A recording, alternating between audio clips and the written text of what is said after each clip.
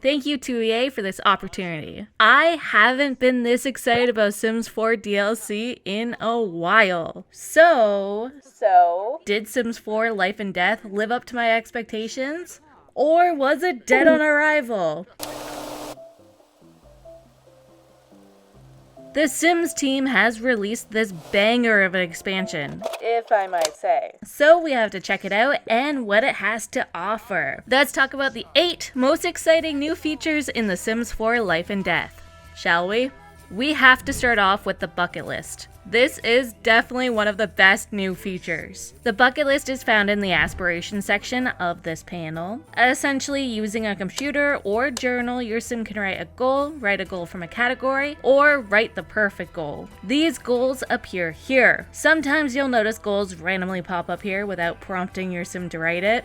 Sometimes it just be like that, you feel me? They also utilize all of the packs you own. We love a good cross-pack feature, so you might get something that will take you to a different world and use different features from your various packs. If you own the different packs, I guess. As you complete the goals, they will disappear from here, allowing you to create more. You can scrap goals as well, if you don't like whatever popped up. Along the way, your sim will earn things like bonus skill gains, satisfaction points, discounts, and more. Once you get to this point, your sim's dreams have been fulfilled. Yay! When they die, they will have the option to be reborn, or they can choose to complete their unfinished business as a ghost. Even if you choose the unfinished business option, more on that in a moment, your sim can choose to be reborn later on. Honestly, I found these goals to be pretty easy. Now, that might have been pure luck and I got some simple ones.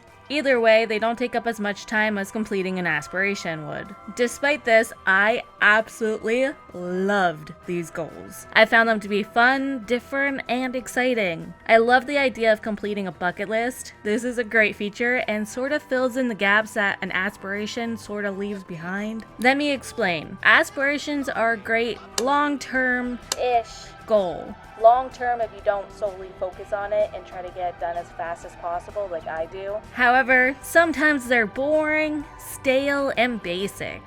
The goals, at this moment, because they're new, aren't like that. And I think it's mainly because each goal is a one-off thing and not one task in a series of tasks focused on one skill. Since they utilize all of your DLC, there are a lot of things to do, that's different. Maybe things that you wouldn't normally do, but that's only if you own several packs. Although I have to say, I did see a goal get repeated between my two sims. So there's that. On the other hand, we have wants, which, these are comparable to goals. Those are short-term desires. Unless you actively lock in a want, these will change throughout the day. They will be influenced by your needs, unlike the bucket list goals. Going back to writing a perfect goal. You can only write a perfect goal after witnessing a death, attending an afterlife anon meeting, or by having the chased by death trait. You never know when you're gonna kick it. When you're able to write a perfect goal, you'll be able to select a category, and then you'll have a few options from that category to choose from. I don't know about you, but I really quite enjoy the bucket list. I think it's breathed new life into the gameplay. It's given players who thrive off of goals, accomplishments, and to-do lists something new to complete. Overall, this is one of the better new features. Okay, now let's circle back around to unfinished business. Unfinished business is an extension of the bucket list. It's shorter than the alive sim portion of the bucket list though, as you can see here. Now, if you're happy with staying a ghost and you've completed your unfinished business, you'll actually be more powerful through the Burning Soul trait. More on that in a moment. The Burning Soul trait will stay with your sim if you choose to have them reborn. Sims who have been reborn after completing their soul's journey can unlock past childhood development skills, traits, and infant milestones, but depending on their new age and what they achieved in their past life. They might have special ties to sims from their past lives as well. I was playing this family after downloading the new pack, and I knew I had to have one of them pass away so that I can experience being a ghost and then eventually having them to be reborn. When I got closer and closer to my sim being reborn, I realized how nervous I was. I had grown pretty attached to my little family here and was sad in a way to break them up, even though technically it was death that, originally broke them up. I took the plunge, literally and figuratively, and she was reborn. I do like the idea of Rebirth and using the same sim to carry on a storyline or whatever. When that sim is reborn, the family that they're reborn into will be pleasantly surprised by this surprise child that just suddenly came down from the sky, or at least they were for me. Your sim will have their own name and will look exactly the same. I thought it was kind of weird that they kept their previous name. I guess you could change it if you so desired, but that is how it is. Anyways, once they age up to being a teenager, they can do this, and you can choose what trait from their past life you want to give them. You may also do this. This one seems to give you the option to choose from their past lives' bonus traits, if you have any. We have legit funerals in The Sims 4 now. I say legit because despite being able to hold a funeral with the base game before this pack, the funerals offered with this pack are a significant improvement. If you don't have life and death and want to hold a funeral, you need to have high charisma and have the Sims earn in your inventory, and then you'll be able to give a eulogy at a podium. This was the method before this pack came out. I can't really check it to see if it would still work now. Write in the comments if you do try it out and if it still works. Thank you. Where to begin? Let's start with the basics. Uh-oh, your sim has died. My condolences. It doesn't matter if you choose to make them a playable ghost or not, you can host a funeral for them. You can invite the deceased sim, loved ones, and hired mourners. You can select the dress code and what color you'd want sims to wear to the funeral, as well as location, time, and activities. If the deceased sim had a will and chose funeral activities, you'll see which ones they would have wanted. It's represented with this icon here. Once the funeral has begun, you can start leading the funeral activities. Go to the podium or their urn or tombstone to select the desired activities. Mind you, you can select any of them, not simply the ones you picked out while creating the event, and I like that because it gives you options in the moment. Just be mindful of which ones appear here. You can change this photo to the deceased sim, place their urn or tombstone within the casket, and change the appearance of the casket. You can even place their urn or tombstone at their final resting place and still continue on with the funeral. It is a live. It is a live mode drag and drop situation here. Despite events in The Sims 4 always being a little chaotic and sometimes frustrating. Okay, they're normally always frustrating, to be honest. The funeral event is better than expected. I mean, after my wedding stories, the expectations were extremely low. So, there's that. Either way, I was pleasantly surprised by it all. My sim did a eulogy and was promptly followed by others. The Sims sat or stood and watched and reacted to each eulogy. It was insane. They actually did what they were supposed to do. The activities were meaningful and created a respectful, loving, and caring atmosphere, which I'm sure you can create like a mean or playful atmosphere if you wanted, but I was going for, a loved one just passed away. Let's respect her. We're back, baby, with another active career, and boy, oh boy, it's a pretty decent one. Let me get this out of the way. I do love me some active careers, so already I love the idea of something like this. On top of this, I do love Grimm, and if you love him too, go check out my detective series videos. He's kind of incorporated, okay, a little bit here and there, so check it out. And I think being able to be a Reaper is very cool. So overall, something like this is already going to be a feature I'm going to like. Unless it turned out to be similar to the active high school experience we got with high school years, then if that was the case, I wouldn't be too keen on it, because that sucked. Fortunately for us, it seems like they took the active careers from Get to Work and made it better and even more charming. There's something special about leaving your active lot and going somewhere else as your HQ.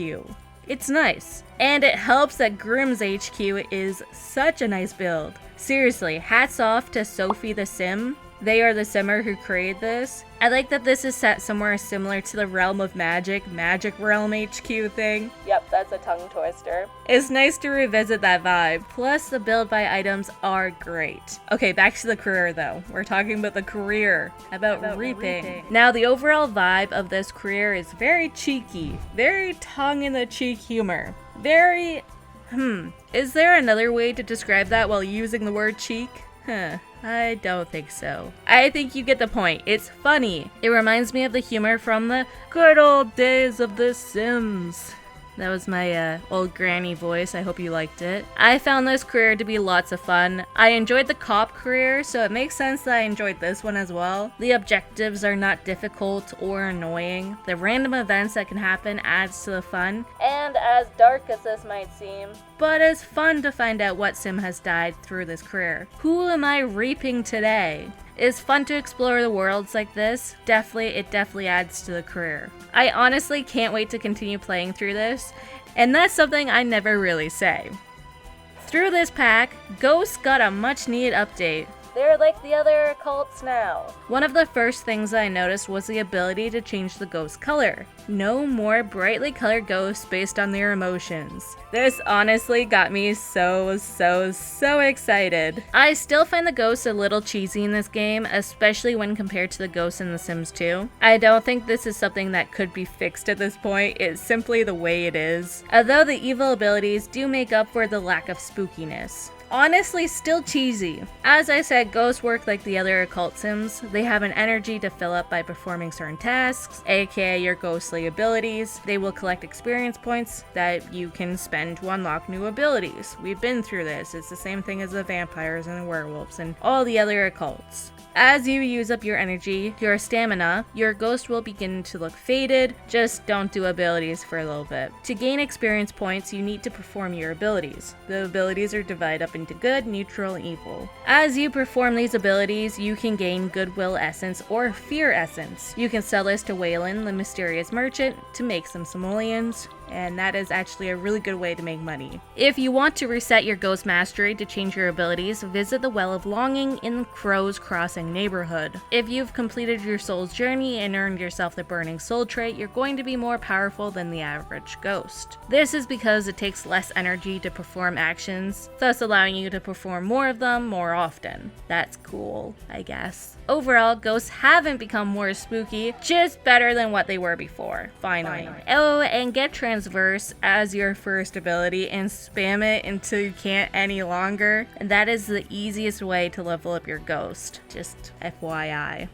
Heirlooms are pretty neat. My favorite thing about them would be the ability to write something about it. I love the idea of telling a story through objects that can get passed down through the generations. To designate an object as an heirloom, you must first select said object, click this button, and then you have a few more options available while clicking on it, like claim a higher value, engrave a message, remove as heirloom, or pass heirloom onto another sim. If this heirloom was left for you, you can think about the original owner, claim a higher value, pawn it, call upon sim, or decide who'll get it next. I am very happy that whales have been included. This is something I've always wanted, and I never thought this would actually make its way back into the game. With that being said, I would say this feature was the one I was least impressed with. I feel like, the way they went about it was clunky and could have been presented better. To create a will, you can go to the town hall, meet with a lawyer type sim at the Family Day Festival, or select to create one on the computer. Once your sim has acquired their will, you'll find it in their inventory. Then you click on it and go through the options, like where your simoleons will go, to charity or another family, and what percentage of it, where your dependents go, what you want to happen at your funeral or with your remains, aka select a tombstone or urn, and finally what happens to your heirlooms. My main qualm with the wills would be the fact that you can't just click on it one time and select all of this in one single window. I don't want to click on this object a billion times, especially if I have a lot of heirlooms or if I want to decide all of this at once. Being able to batch select heirlooms and not do it individually would at least be a good improvement. I don't know, there must be an easier, more streamlined version of this that's possible, and I hope that they will update this one day and make it better. Alright, you've designated some objects as heirlooms and created a will. Now, what's going to happen when your sim dies? When that does happen, the heirlooms will disappear from the household.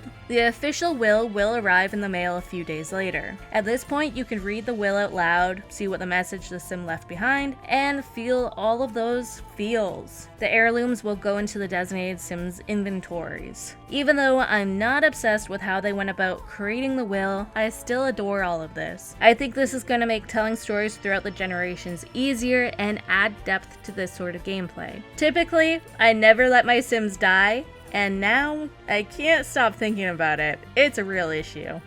Some life events like a divorce, getting fired, a loss of a pet, or a sim's death will cause your sim to feel grief. There are 4 types of grief: denial, holding it together, blues, and anger. Even if your sim starts off with one, it might develop into a second type of grief. For me, my sim experienced the denial and then eventually blues after his wife passed away. I could have prevented the blues if I followed through with the interactions it listed when you hover over it, over here. The type of grief the sim will experience depends on their traits and, if applicable, their relationship with the deceased. You'll notice grief after the mourning period is over. Grief comes alongside new behaviors and ways of coping. You can reach out for help from other sims or attend grief counseling. Sims can console about death to other sims or cope with grief by doing creative or productive activities while in the grieving process. Since they changed how sims react to death, now they will react based on their relationship with the deceased. I think having a period of time where the sim grieves makes complete sense. I want to point out that not all sims will experience grief. This is a nice small touch that they've included for sims experiencing loss. It makes the sims feel more human in a way. The festivals, in my mind, were the most lackluster feature to be included. Don't get me wrong, I like festivals. I like it as much as the average simmer. I think that they could add to the gameplay. Have they really added depth to gameplay though? I'm not too sure about that. Festivals are certainly things that I'm not going out of my way to attend, especially after the first time. With that being said, I do like the general vibe of all of the new festivals, but that's not really because of the festivals. That's because I like the vibe of the whole pack. In Crow's Crossing, there's a Ravenwood Family Day, or Crow's Crossing Celebration of Life festivals. The Family Day is the better one out of the two. There's a frog contest, someone that can help you create will and food, and also the crow guy there. In Whispering Glen, each night you can visit this festival. At this one you dance, there's a bonfire, and you can swim. During a full moon, sims will be nude. So not much to this one at all. In Morning Vale, you can attend the Thin Festival. You see what they did there? Or the Afterlife Anon meetup. The Thin Festival is interesting since the location is interesting. Here you can get a card reading, purchase stuff from Waylon, talk to the Grimturn or even the main man himself, Grim Reaper. It's located next to the Guardian Tree where the Weeping Mother hangs about. If you talk to the Weeping Mother, she will give you a quest to find her missing children, and I like that. I wish it was longer. The Afterlife Anon group is funny, but still nothing really special. I think the festivals suffer from the same thing all festivals suffer from in this game. There's just not enough stuff happening. Yet, at the same time, there's so many festivals happening all the time. Take a look at this calendar. It's too much. It makes it so that none of these are special at all. So after diving into the depths of Sims 4 Life and Death, it's safe to say that this expansion is anything but dead on arrival. The bucket list feature breathes new life into gameplay, giving players fresh goals that resonate with their Sims journey. The addition of Rebirth and Unfinished Business adds layers to storytelling, allowing for meaningful connections that span generations. Funerals and grief mechanics enhance the emotional realism, making Sims feel more human as they navigate loss. While the Reaper career and Ghost update bring a fun twist. It's the heirlooms and wills that truly enable rich narrative opportunities. It's clear as day that the developers had a blast creating this pack, and that joy permeates every feature. To a degree, of course. It is still The Sims 4. You can feel their creativity and humor in the design, making the gameplay experience both engaging and delightful. Although, like I just said, to a degree, it is still The Sims 4. However, it's not all perfect. Festivals could use a bit more pizzazz to truly stand out, yet these shortcomings are overshadowed by the wealth of engaging features that encourages players to explore life and death in ways we haven't seen before. In conclusion, Life and Death changes the Sims 4 experience, providing both depth and excitement. Whether you're navigating the complexities of life and death and all that jazz, or simply fulfilling quirky bucket list goals, this pack invites players to embrace the full spectrum of life. So grab your Sims journal, jot down those goals, and let the adventure begin. Thank you so much for watching this entire video. I hope that you enjoyed it. Let's talk about life and death again real soon, okay? Until then, stay happy, healthy, and hydrated. Bye!